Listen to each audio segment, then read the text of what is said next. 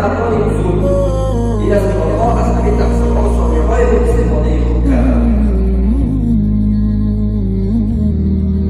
انسان‌هایی را ببینید که 50 سال عمر دارند، 70 سال عمر دارند، ولی کارکردشان، عملکردشان و اثرات را که از خود بر جای گذاشتند، اینها را که ببینید فکر می‌کنید که در عمر اینها 1000 سال است.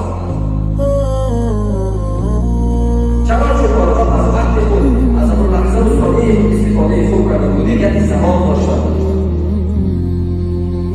امام شافعی رحمه الله به خاطر نوشتن اندیشه‌های جامش شبها پیش از حدیث کار روشن می‌کرد.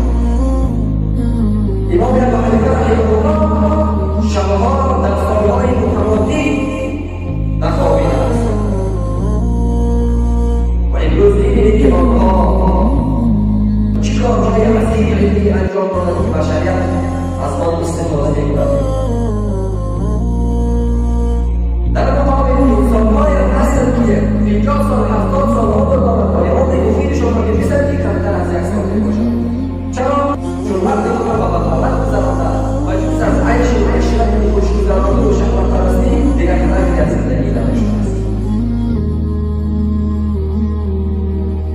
انسان خسارت‌دیده و زیان‌دیده